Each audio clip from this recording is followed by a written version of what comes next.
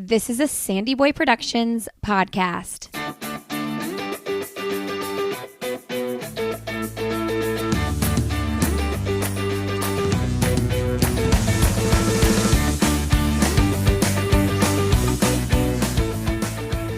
Hey everybody, welcome to I'll Have Another podcast with Lindsay Hine. This is a special edition episode. We've got a 4-part series here, sponsored by the Under Armour All Out Mile. So you'll be getting 2 episodes a week on this podcast for the next 4 weeks. Super exciting, right? Today's episode is episode 331, and I'm talking with Will Leer, who is sponsored by Under Armour. He's been a professional runner since 2007. He's a 2-time Olympic trials finalist from 2008 and 2012. He's a World Indoor Championship finalist. He's a 2-time national champion, and he has the American record in the 4x1500, and he's a silver medalist in that event. Will serves on the board of directors for USA Track and Field. He also served as the Vice Chairperson of USATF Athletics Advisory Committee.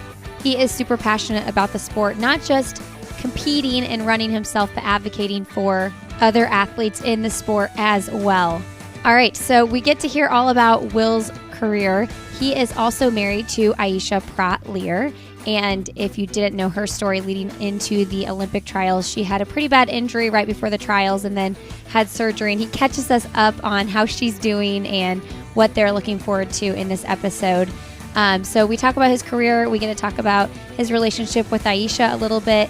And we also get to talk about the Under Armour All Out Mile and also his work with the board of directors for USA Track and Field. So it's a really awesome, well-rounded conversation, and he's a lot of fun. He made me laugh several times in this episode. Okay, so what is the Under Armour All Out Mile? It is a free virtual mile that you all need to sign up for, okay? I know a lot of you are probably training for half marathons and marathons, but it is so fun to test your fitness and just see what you can do for a mile, okay? So you sign up. It's totally free. Go to uallaoutmile.com. Join my team if you sign up. My team is called I'll Have Another. And what you do is you get a training plan. So Under Armour gives you a specific training plan for 30 days. And at the beginning of your 30 days, you run a mile, see what you can run your mile in, and then you do it again at the end of the 30-day training cycle. So sign up now and then train through the month of September, and you can run your all-out mile anytime between October 1st and October 11th. Again, this is totally free and it's fun. You might as well do it. I'm going to be doing it with a group of friends here.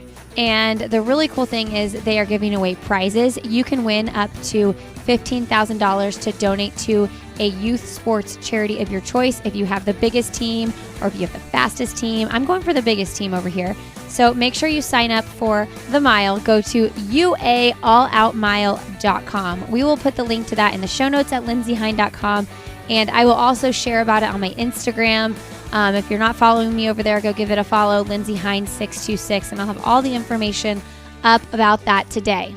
All right, friends, if you enjoy this episode of the podcast, please leave us a quick rating and review. We are giving away a pair of Gooder sunglasses. You will be entered to win that pair of sunglasses if you get your rating and review in on Apple iTunes by the end of August. If you do leave one, make sure you email Emma, my assistant, or myself, emma@sandyboyproductions.com or lindsay@sandyboyproductions.com, and we will get you entered to win. And we will announce the winner of that sometime in that first week of September. All right. Enjoy my conversation with Will Leer. All right. Today on the podcast, we have Will Leer on the show. Welcome to the show, Will.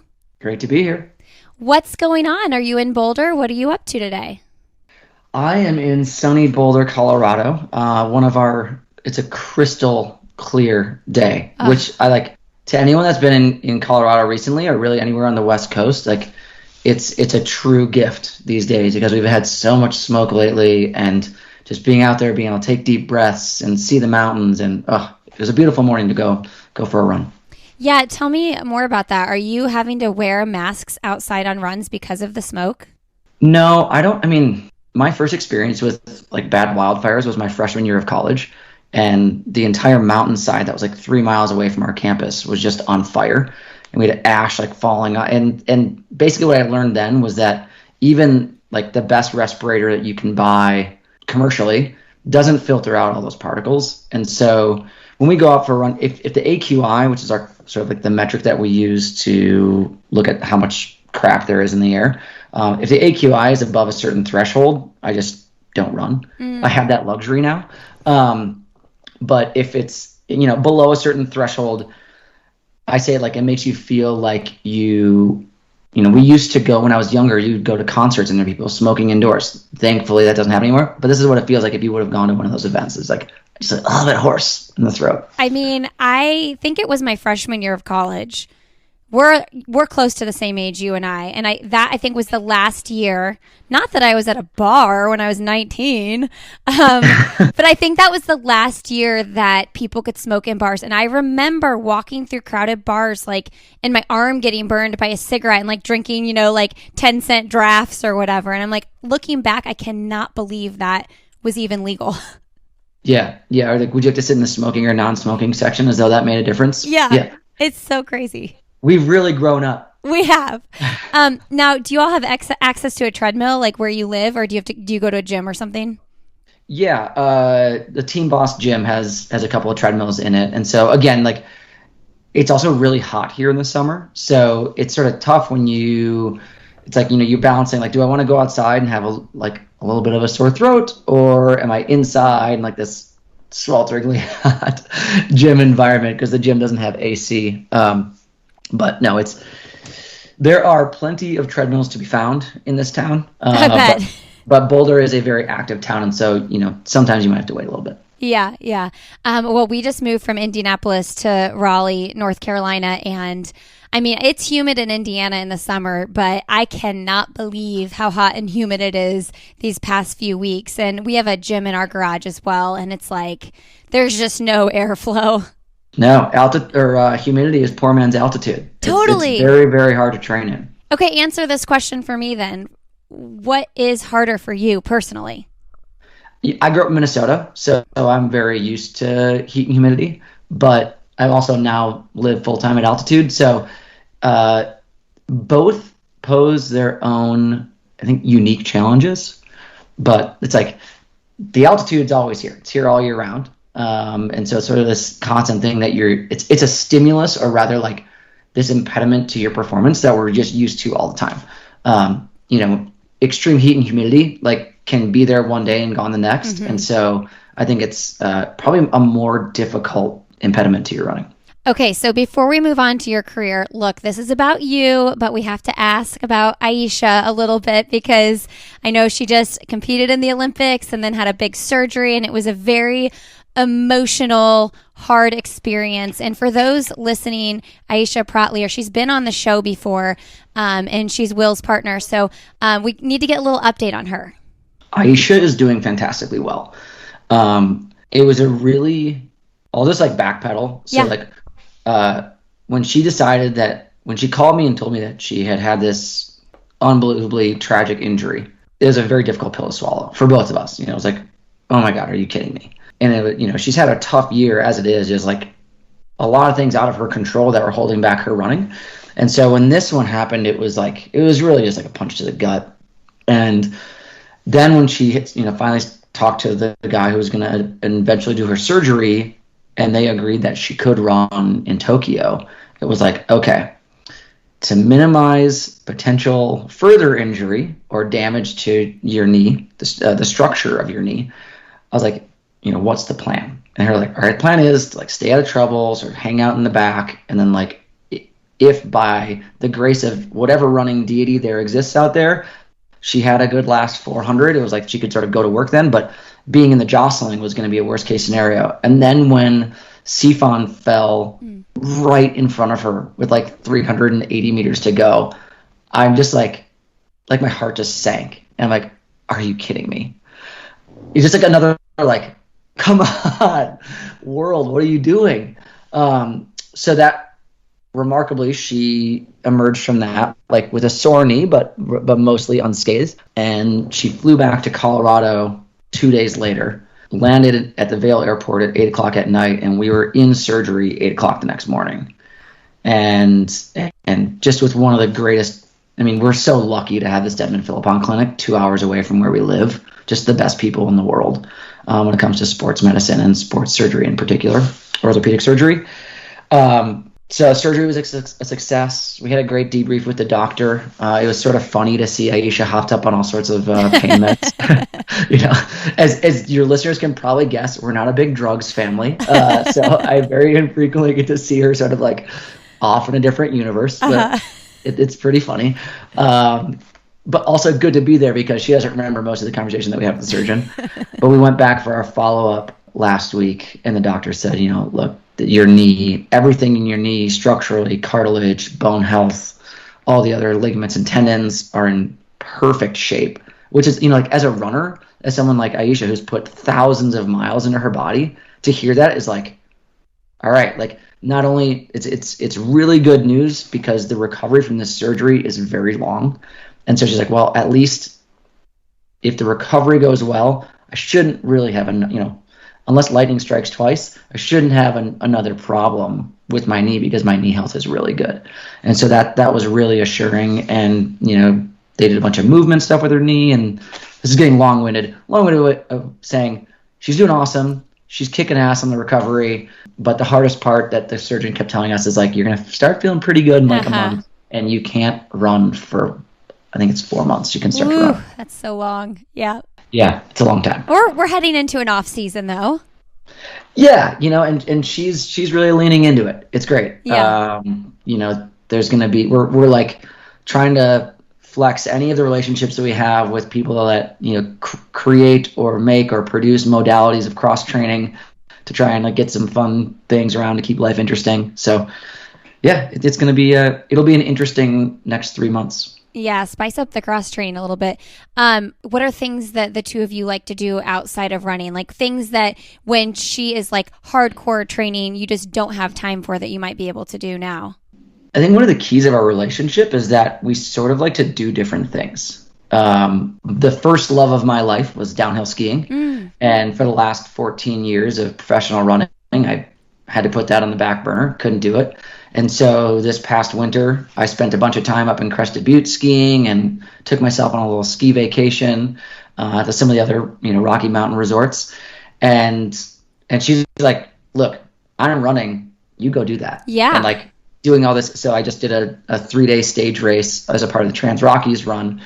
That again, she's like, you have fun. Like I have no interest. Like not that she would have done it with me because she was in Tokyo, but stuff like that where she's like, go take your adventures, take the dog, go tire him out. I'll be here. Like, but the stuff that we really like to do together is we love to travel, and we love to eat delicious food. And so we dine out a lot. Yeah, I saw on your LinkedIn, of all places to do guest education research, I found a good amount of information on your LinkedIn that you've been to 25 countries. Yeah, thanks, running. Yeah, seriously. You pick one country. You can only go to that country for the rest of your life. Of all the places you've visited, what do you pick? I'm biased. I would choose France. Okay. Because while I love big waves, like I like to surf and boogie board and body surf and all that stuff, the Mediterranean is pretty delightful. France has mountains. It has unbelievable lakes. It has incredible countryside, like in Provence. It's got great cities, culture, food, wine, all the stuff that I'd be looking for if I had to go one place. But yeah, my family lived in France when I was younger, so I speak French, and that makes it a little bit easier. Oh, that's so cool. Okay, let's walk back. You're with Under Armour now. You've been with them since 2019. And one of the things we're going to talk about today is the Under Armour All Out Mile, which everybody listening should sign up. I formed a team. But can you talk to us a little bit about your relationship with Under Armour now and what your career looks like at this point? Yeah, and if you're looking for another team, the Mile High Milers is another excellent choice. What if I want to beat you, though? Like, what if I want more people on my team? This is nothing if not a little bit of friendly competition. Okay. Your team might be faster than my team. I'm just going to try for numbers. That's what I'm going to try for. Us too. We're strength in numbers. That's the name of our game. So what's your team again? The Mile High Milers. Okay. Yeah. Keep a lookout for us. Okay. We're growing. We're a fledgling group right now, but we're growing. See, I need to get on and look, and I haven't figured out getting on and looking to see who's joined my team. I just know I've created a team and I've sort of started spreading the world. Go ahead though. Yeah. So as of this moment, I think the full court press that we're doing with Under Armour is the All Out Mile. I think it's a really, really cool initiative. There's so much out there about going running 5K, 10K, marathon, like long races. While they may get you out running more miles, running a mile is fun. And if you think about looking at children, little kids, are they jogging around the playground? No, they're running all out. They're sprinting around. They're giggling. They get out of breath. They're laughing. They're having fun. Bringing a little of playing back into our lives, I think, is a really good idea. And training for the mile is super fun because you get all of these different fun types of workouts. It's not just go run for a really long time. When you're getting ready for your marathons, that workout, your biggest workout of the week is the long run. You're out there forever and you're exhausted afterwards.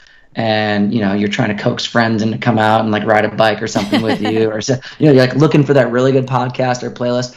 Training for the mile, it's short and sweet. You're out there, you're doing some fast, short workouts, and the program's 30 days. So you get world-class coaching in running, strength and conditioning, human performance. I mean, these are resources that are usually reserved for Under Armour's professional athletes. And they're just offering them to the general public completely for free.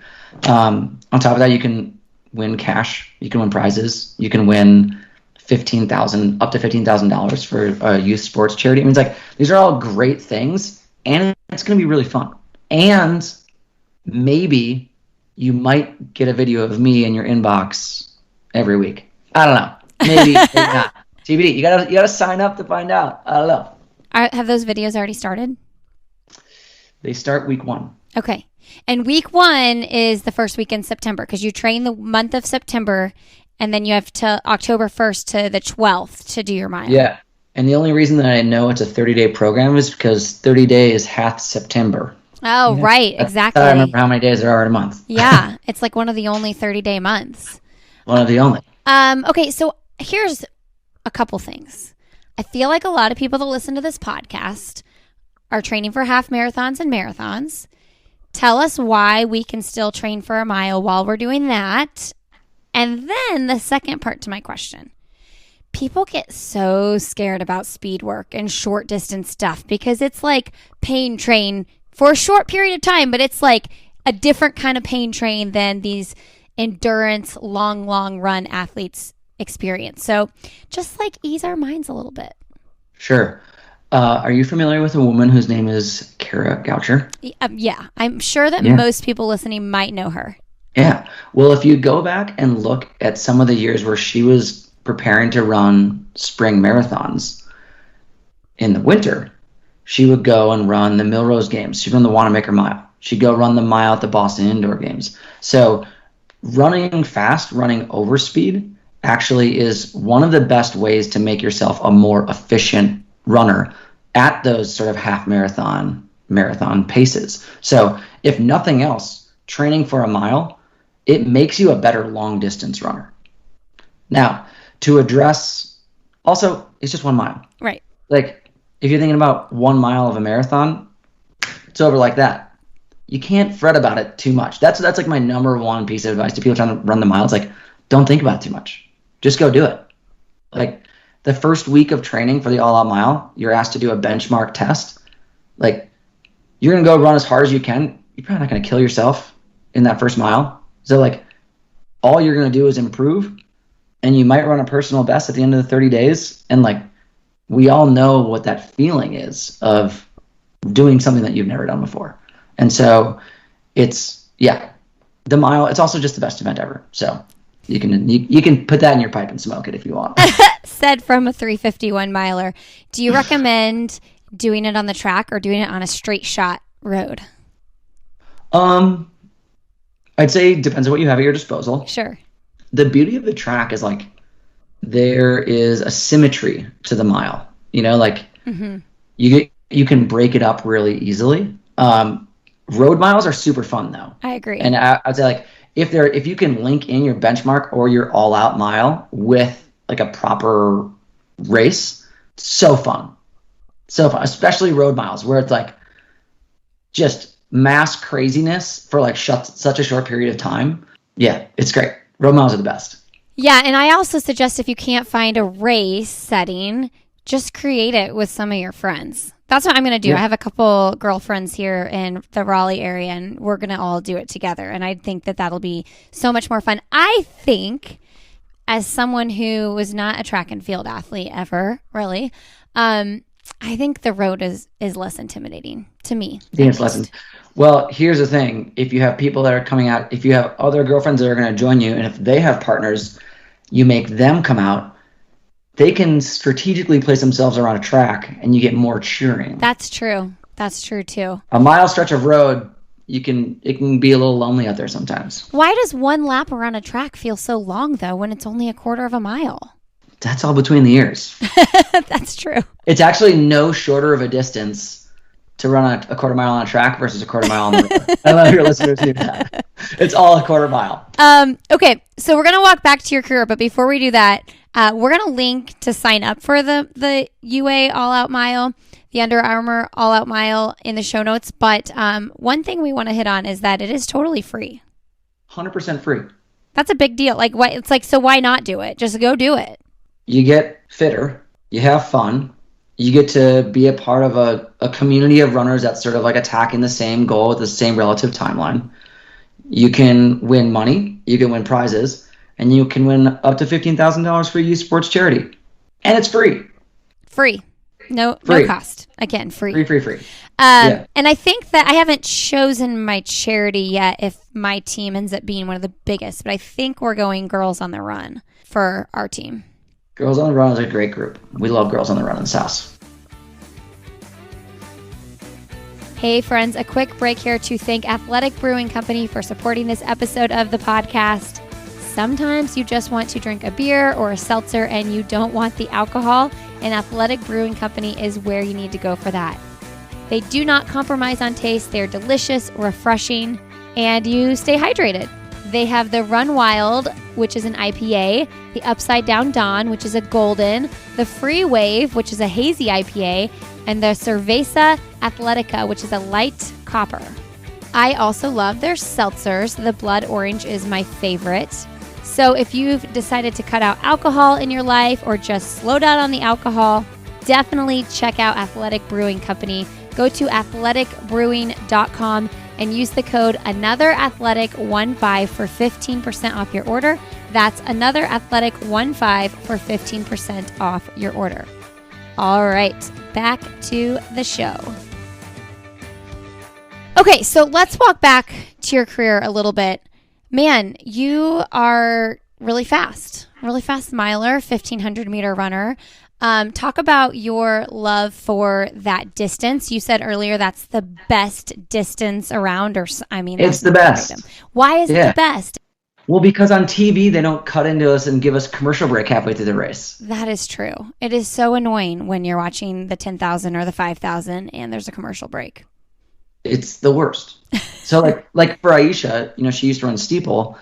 Now she runs a 1,500. It's so great because I get to watch all of her races. Before in the steeple, it was like clockwork. They'd show the first 600, and then they would cut to commercials, and I would just scream at the TV if I couldn't be wherever she was racing, watching in person. And then they come back for like the last 1K. It's like, this is an interesting race. How are you so bored? Yeah. So why do I love the mile? I didn't always. I'll preface it by saying that. I didn't always. I fell in love with track and field because of the team aspect in high school.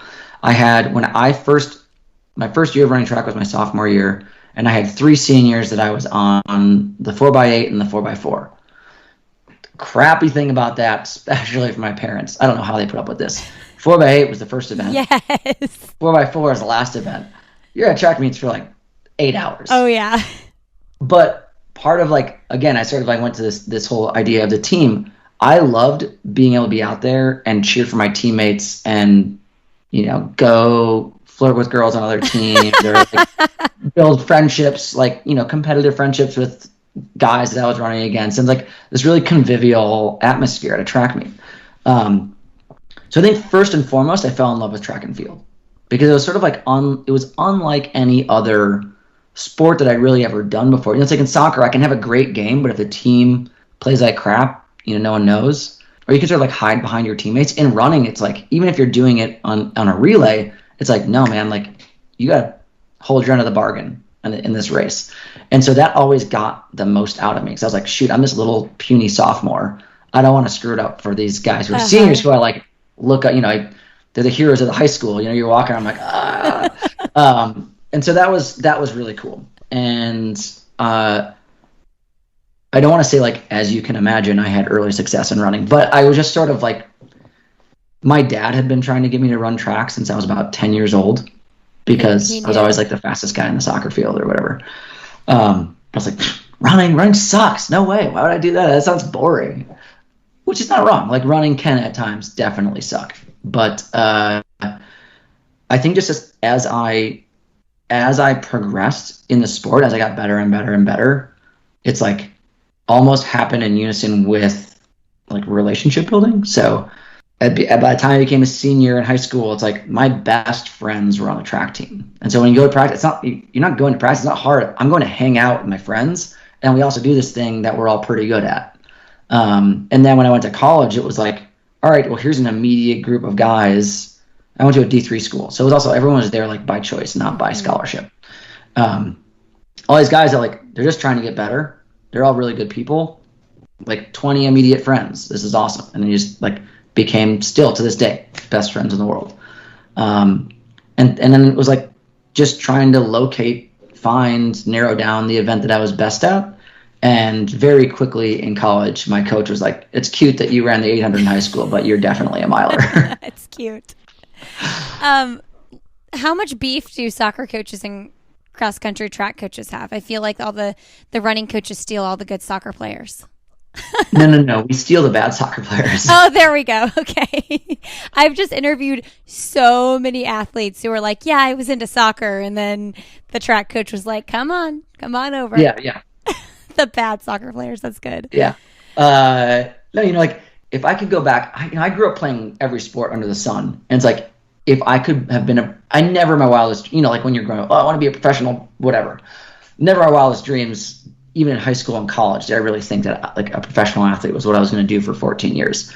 That being said, as fantastic as it's been traveling to 25 different countries, all on someone else's dime, I would be pro in any other sport before I would choose running. Really? Like if I could be a professional soccer player, oh my God, heck yeah, that'd be awesome. But I do love running. And guess what? I don't have the body to be a professional soccer player. So, but why is that? Is it because of the team aspect, or like because what we were talking about earlier, like running, like there's so much of it is individual. Yeah, so Aisha and I've always been a big soccer fan. Aisha, we watched a couple of those like Hard Knocks or All or Nothing on Man City and Tottenham Hotspurs and stuff, and so like you get sort of a look behind what it is to be like a English Premier League player. Yeah, and like you're the worst guy on the team, and you're making like $5 million a year. Yeah. I will say I listened to Abby Wambach on Armchair Expert recently, and the way she talked about the team and just the dynamic and everything. I mean, obviously she was on like one of the best teams in the world ever. Yeah. And she's one of the best players in the world ever. It did make it seem really enticing to be on that kind of team environment, whereas a running team, it's just different.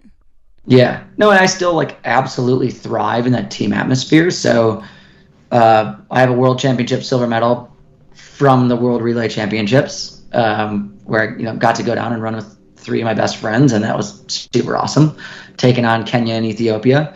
There was a U.S. team that I got to be a part of from my very first year running professionally at this event called the Deca Nations meet in France that the France Athletic Federation puts on a meet where they bring one runner or one athlete per event, men and women. So they bring in 20 athletes. But like when you're in Europe in the summer racing, you're used to getting on a start line for 1,500 with like 10 too many people than should be on that start line.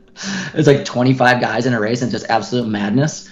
And then you go to this Deca Nations meet where there's 7 countries represented. And so there's like 7 people and you're in this huge stadium that's totally packed. And you're like, what? There are not enough people on this start line. Like, I can't hide. But your performance earned you points, and all those points tallied up to a team victory. Yeah. So it's like, I'm out here running. For me, there's no real prize money for the individual. There's prize money for the team. And so like that was always something that I really, really looked forward to every summer, was like, going out and running for yourself. Sure, it's fun because like you suffer all the glory, you suffer all the defeat, and you get to reap all the glory. Yeah. But when you're in with a team atmosphere, it's like, look, I may not have had the best race, but my teammates saw me gut it out for a third and like claw back some points for the team, and like everyone was super happy and like pumped up about that performance. And so, well, also the first year that I ever did that meet, it was in Paris, as I said, France, love it. And the last event happened to be the 1500 meters, and I'm walking out to the track. I'm like, first time ever in a U.S. uniform, and the coach was like, "Hey, Will, no big deal, but you have to beat Germany, and you can't lose to France by more than 1 spot." That was the strategy. That was right. He's like, you can't lose to Germany, or you have to beat Germany, you can't lose to France by more than 1 spot. I'm like, what does that even mean? What? I'm just going to go try and win this race. And he goes, yeah, do that. Yeah.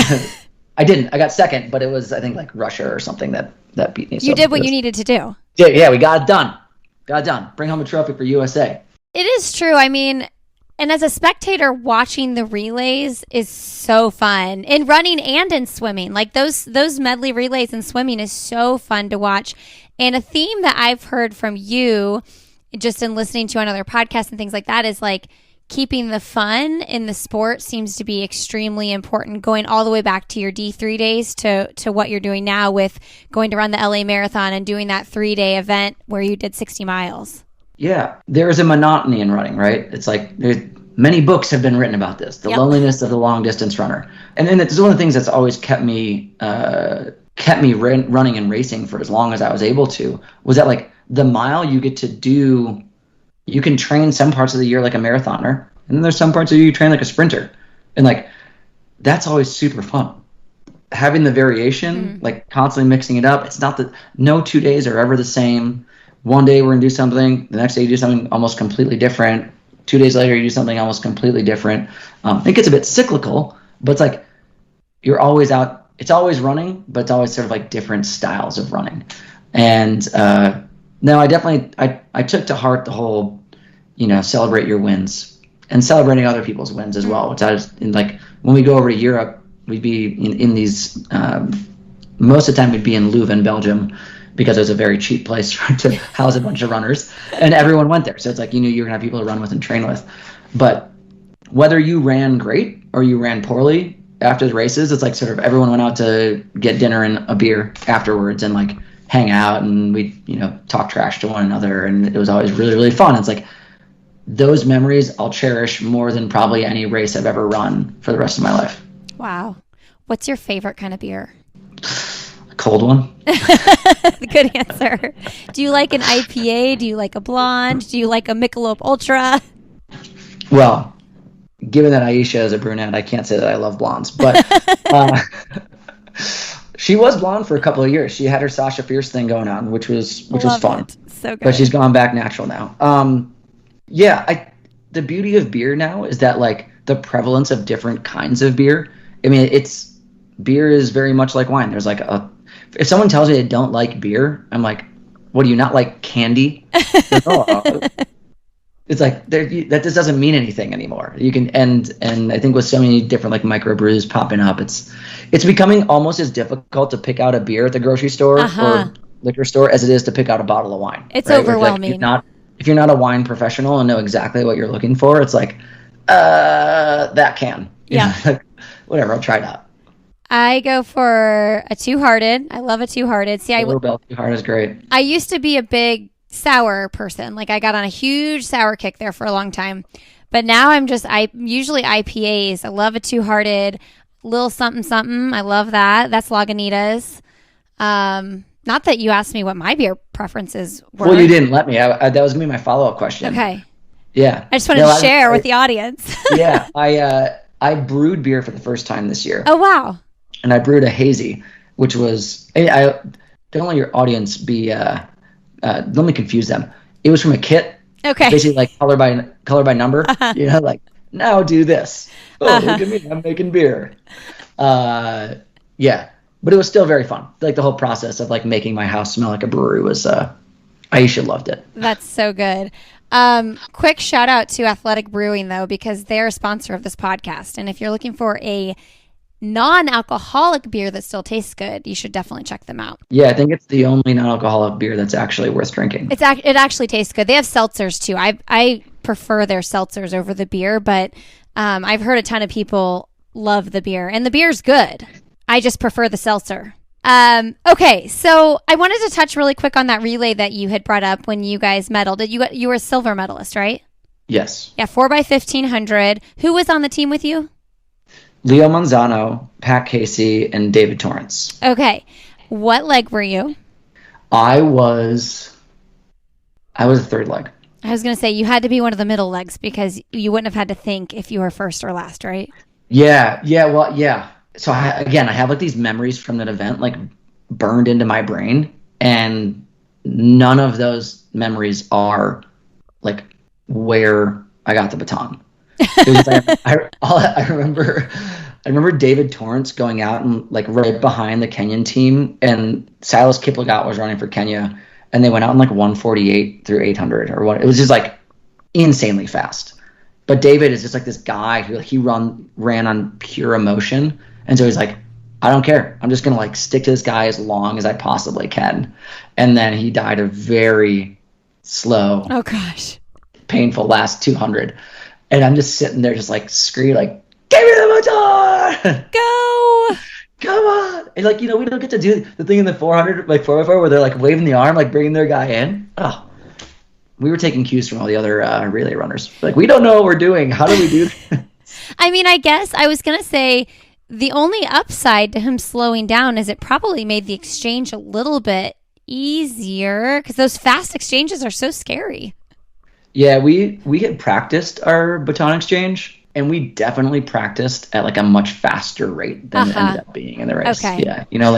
Yeah, we also had thought like we were, of course I'm going to be finishing sprinting all out to Pat. Yeah. But, I guess, again, like training for the mile, training at over pace made the, much slower exchange a bit easier. Yeah. Okay, so silver medalist in that World Championships, 4x1500 relay.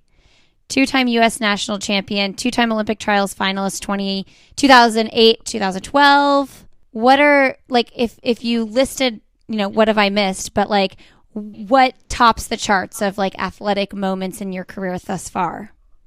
Meeting my wife. That's the best.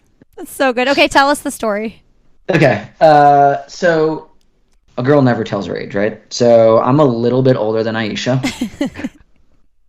And we met in Leuven, Belgium, previously mentioned, fairy tale town of wayward American middle and long distance runners.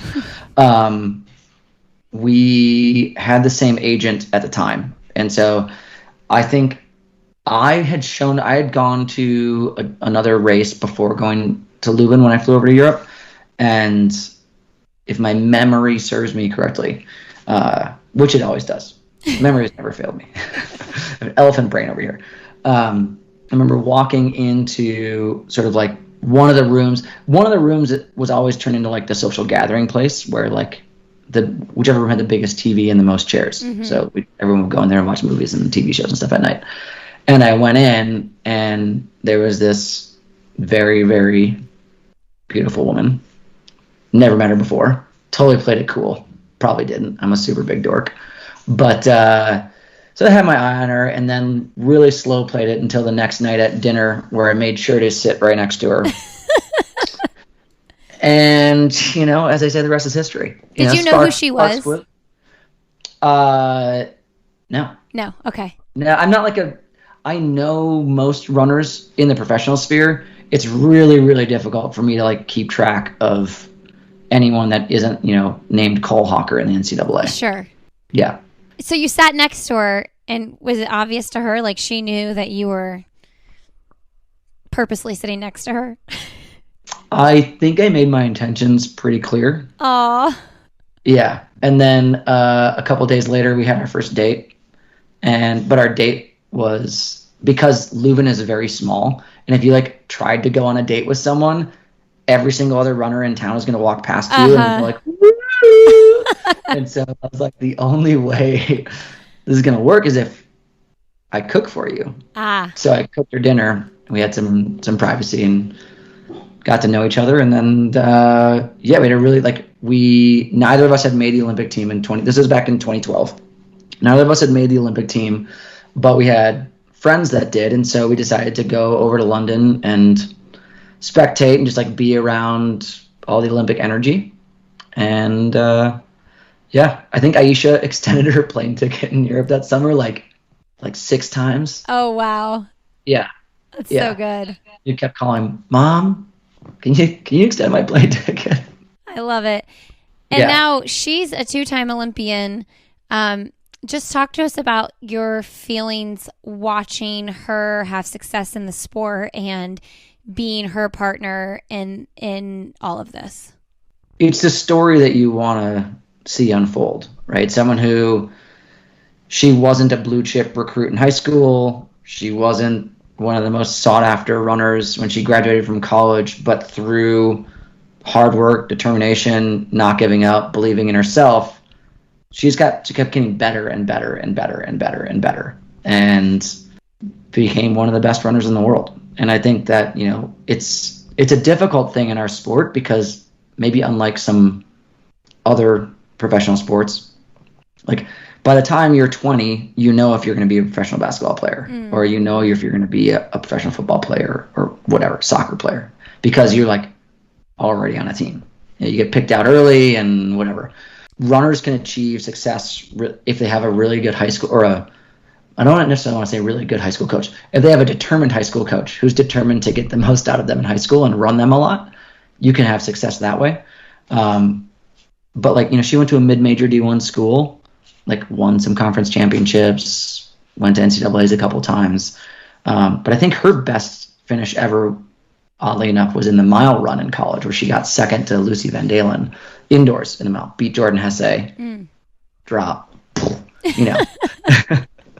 But that's one of those things where you hope, and there's few agents out there that are really willing to take chances on people. But her agent, Stephen Haas, is a guy who is incredible at spotting talent and seeing, okay, there's this woman who just got second in the mountain. No one's ever heard of her. Why haven't we heard of her? Let's dig into that story a little bit and see what she's done.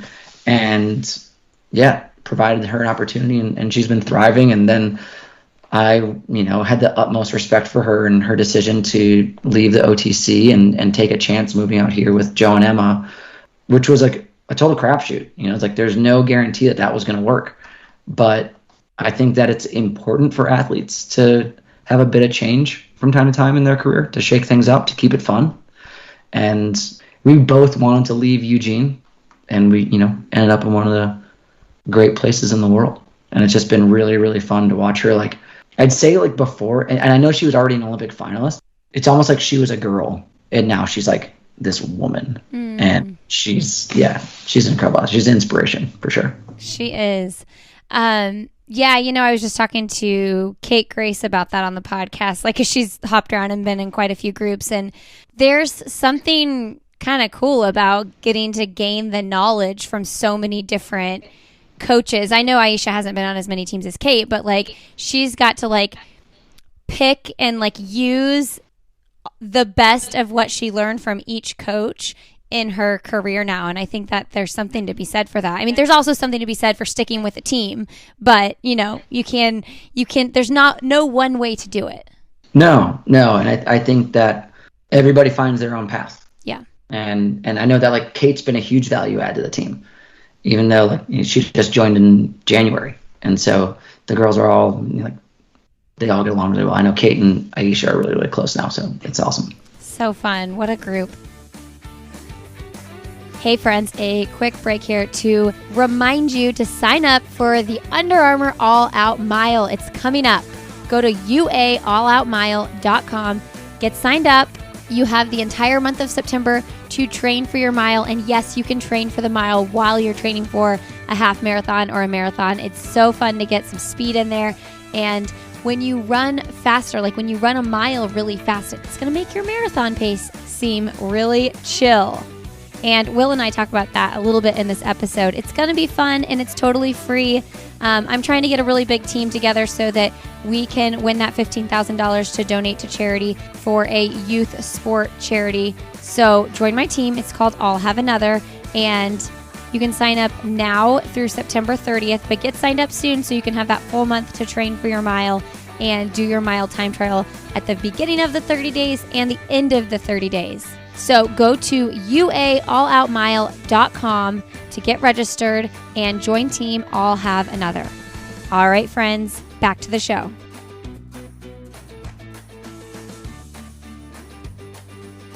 Okay, so you are on the board of directors for USA Track and Field? Yes. Okay, so talk to us about, at this point in your career, like doing things like that. You were very well-rounded in not just being a competitor, but also investing your time and talent into the bigger picture. Yeah, I think that, a large part of that probably comes from my Division III background. Sure. Of nothing was ever given, everything was earned. And realizing that, after 1 or 2 years on the circuit of listening to athletes complain, listening to seeing the inequities, seeing injustices, if you want to call them that, although very taken with a grain of salt, injustices in the world of professional sports, not the world's biggest deal, but when it's what you do every day, it's a big deal. It was a big deal to me. I decided that I couldn't just be a guy that bitched and moaned, pardon my French, on a run. It's I had to be active in trying to change the things that I saw that needed to be changed. And so that led me to go to my first ever annual meeting. At that annual meeting, I didn't know that it was an election year, but I was elected as an event leader and for the Athletes Advisory Committee. And so that was my first in to being a volunteer with the organization. And I held that role for almost a decade. And then this past year, it was sort of as I'm transitioning away from being a professional athlete and having only hours in a day to train and work in this volunteer capacity, it's I either want to be involved in a much larger capacity, in a much more effective role, or it's time for me to step aside and let someone else inhabit this position. And talking with colleagues in the organization, they said, it'd be great if run for a board seat. You should be on the board. You should be on the board. You should be on the board. And thanks to the votes of my athlete friends, and maybe not my friends, other athletes who put their faith in me to represent them well, it's been an incredibly eye-opening experience seeing things from a different seat at the table. I love that. And I love that when you were in the thick of your career, racing all over the world, you were on the advisory board. I'm curious, being on the board when you do see decisions and things happening that you don't agree with, how is that? How do you handle that? Probably the same way that anybody who has a job deals with something that they don't like. I mean, there's certain things where I'm there are certain issues that I will die on that sword, and I will not budge from a position. And there's other things where I think, is it worth my argument here? Because read the room. Is there a majority that no matter what I say, it's going to go one direction, a predetermined majority, or is there room for debate? And so it's been a really good exercise for my lack of professional skills to be put in those situations where it's okay, I need to see how people are approaching this, see what the conversation sounds like. And I think fairly or unfairly, I definitely had a lot of people who had preconceived notions of the type of person that I was going to be on the board of directors. Mainly, I think that there was an overwhelming sense that I'd be a thorn in people's side. But I've really tried to be as respectful, informed, and effective in the role as I possibly can. Preconceived notions of people, man. We all need to work on getting rid of that. Because you don't know. You don't know until you actually sit down and talk to someone, kind of like you and I are doing now, or truly for coffee or dinner or whatever, you know? Yeah. Okay, well, let's wrap up here with some end of the podcast questions. And if you guys want to learn more about Will's career as far as like the D3 running and things like that, you should definitely, he was episode 1 on D3 Glory Days, Noah Durati's podcast. It's a pretty big deal. Pretty big deal. Yeah. And they did that in person. Was it your kitchen? We were sitting at my kitchen table. Yeah, it was phenomenal. Back when you used to be able to do those things. And if you're like, if you want to hear someone talk about D3 running, like you should hear it on that podcast because Noah Durati knows a lot about D3 running and Lindsey Hein does not. Yeah. And Noah Durati is just one of the all-time great human beings. Yeah. And Stu's great too. But Stu's Noah, great. I just don't know Stu. Yeah. Disco Stu. So good. Okay. What's something professionally or personally that you would like to do that you haven't done yet? Get a job. I was going to say, do you get to like, when you go to board meetings, if they're in person, do you like dress in business clothing or do you wear like running gear? Yeah. So I got to go to the trials this year in both roles. So I'm also the vice chair of the Athletes Advisory Committee now. I saw that. Yeah. Yeah. So we had a lot of important work to do at the trials. And I felt like as an opportunity to rebrand, not being in athletic apparel all the time was a good move. And like, I've been working with a career coach over the past year, and you know, he and I started talking. He's like, yeah, like again, at your first event, in-person event, you'll get to read the room, like how people are presented. And it's like, it's definitely a bit more like a business casual approach. People aren't wearing like, you know, suits and a tie. I did bring a suit and a tie prepared to do so if I needed to, but no, I think it's, you know, you dress for the role. You dress how you want to be. Because, again, first impressions are huge. Beating away preconceived notions of who you are and, like, how one presents themselves is incredibly important in that role. And I just kept having people come up to me and be like, Will, I didn't recognize you. And I'm like, yeah, COVID existed, but, like, I don't look that much different. I got a couple more gray hairs on the old head. But, like... I'm like, oh no, you look so good. I'm like, again, because I'm not wearing like a quarter zip or like a dry fit T-shirt, you know. But yeah, it's amazing what a 60% off sale at J. Crew can do to a guy's closet. Yeah, the striped shirt. I saw the picture of that. Yeah. I want, you know, a lot of stripes. Yeah, they're slimming. No, they're not running so much. There is as someone who has lived not as a professional runner, but just like in workout gear most of my life. It feels good to dress in normal clothes. I actually recently just got I think I'm going to say it wrong, but it's Newly subscription, and I think it's a ladies thing, but and it's like you get 6 outfits a month for a certain price or whatever, and it just feels really good to put nice clothes on. And I thought, you know what, Lindsey, you are 37 years old. If you want to wear normal clothes and spend some money on a subscription, go do that. Look, you're 27 years old. You can do what you want. Listen, the world is yours. Oh, I justify spending money so much easier at 37 than I did at 27. I'll tell you that. Yeah, 100%. No, I think, you know, it's like, it's your Superman costume or Superwoman. It's your, I remember always like the feeling of when you put on your race kit. Yeah. Was like, you know, we're going to war. This is big time. This is important. And so now like I have a couple of different like really professional outfits. I mean, I remember one time when, you know, again, back to travel, going to Italy and being like, these are the most beautiful people that I've ever seen.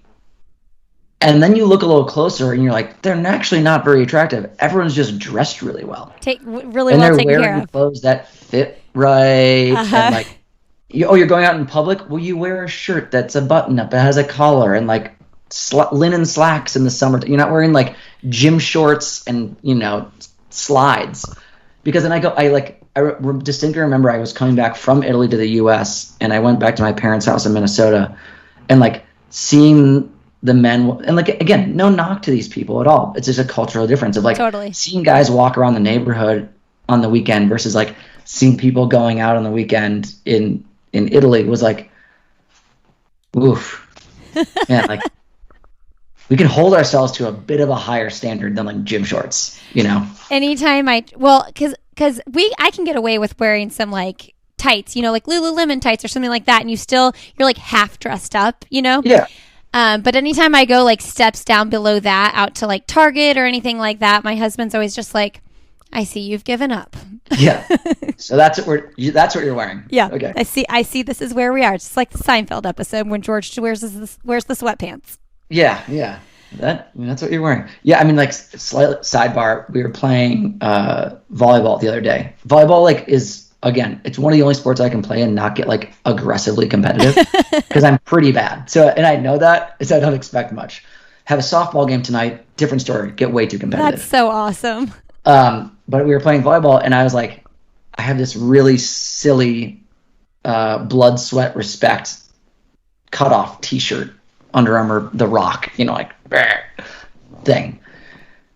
I think I've worn it like 3 times, but it is an aggressive, like, I would never choose to wear this thing, and I wear it only in like situations where I know I'm not going to see anybody else, and if the people I do see, they'll think it's funny too. Right.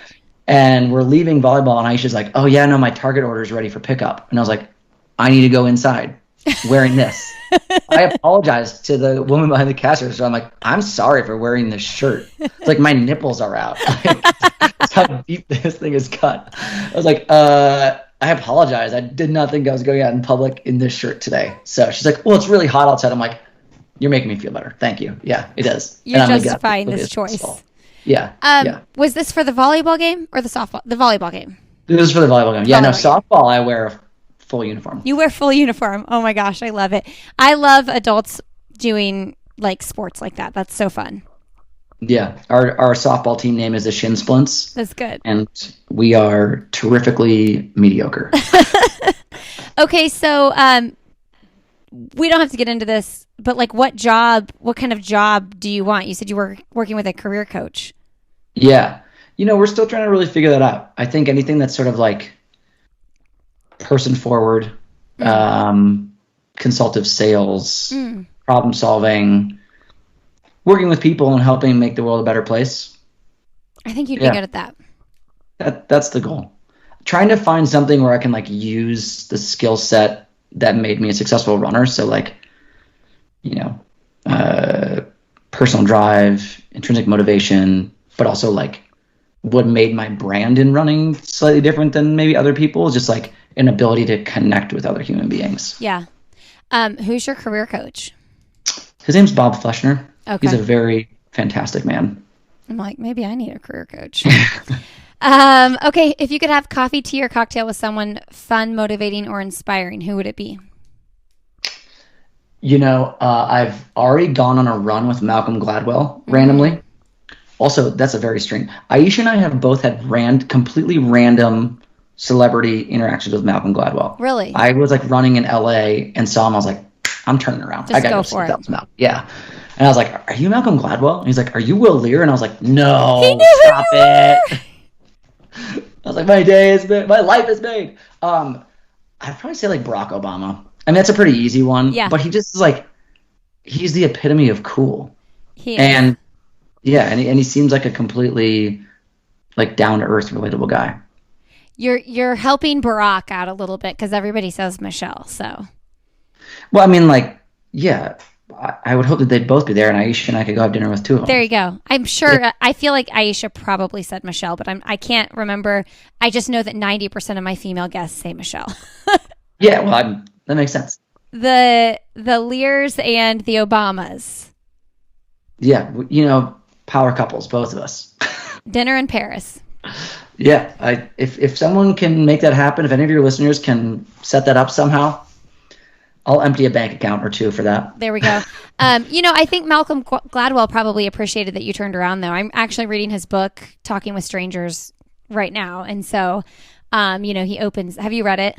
Yeah. Yeah, he opens the book, like, talking about, like, how you can very easily miss moments in life by not doing that. So, like, you could have, for the rest of the day, dwelled on the fact that I should have just turned around and said hi. Yeah. Yeah, no, we ended up like running for 5 miles together, and it was totally awesome. That's awesome. Well, he's a big fan of the sport, so it doesn't surprise me that he knew who you were. Okay, what's the most recent book you've read? Oof, embarrassingly, this has taken me a long time to get into, but Boys in the Boat. Oh, yep. I'm like halfway through it right now, and it's terrific. Is Yeah. it? Yeah.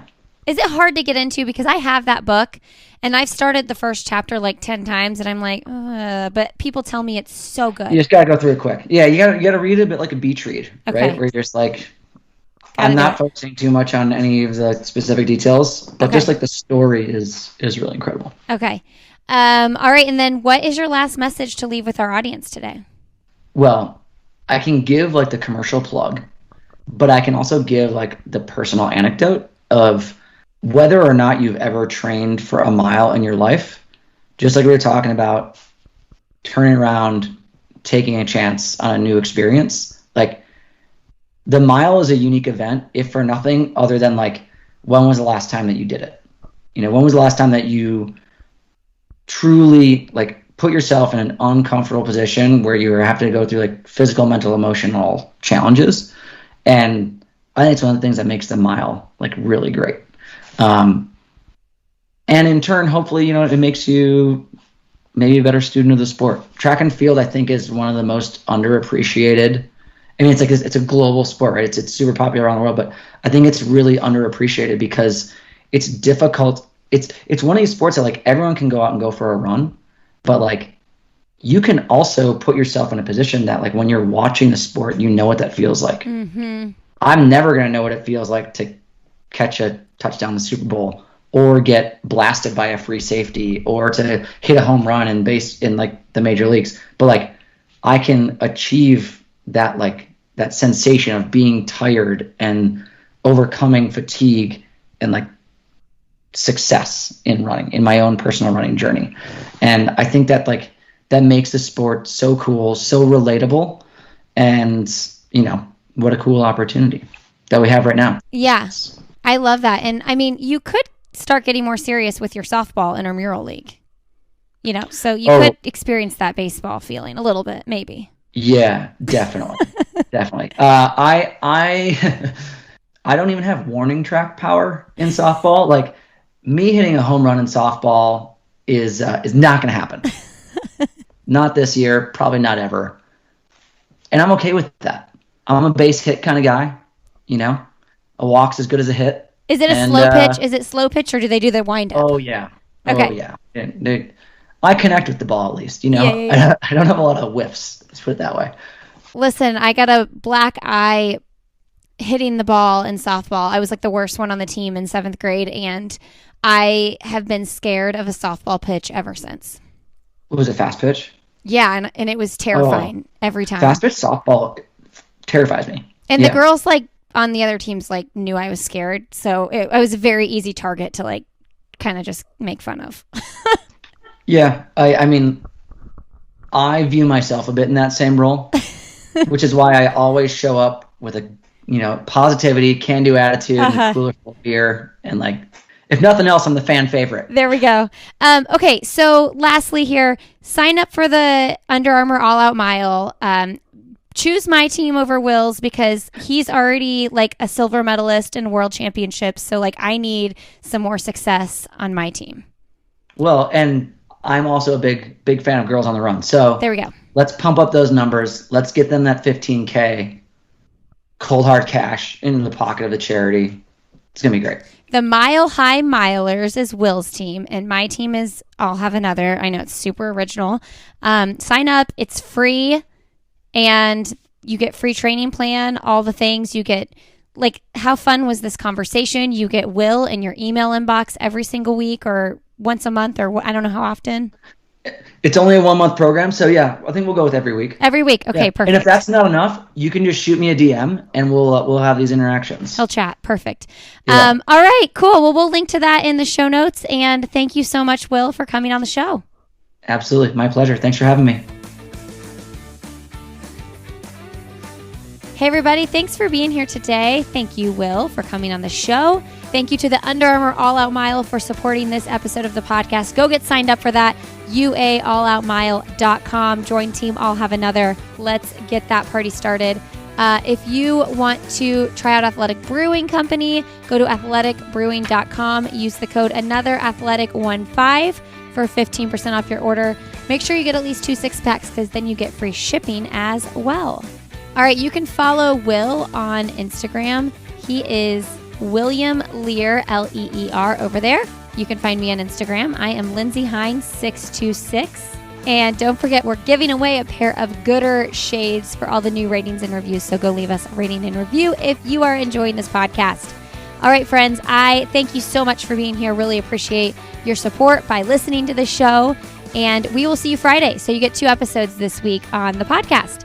Have a great rest of your day, and we'll see you Friday.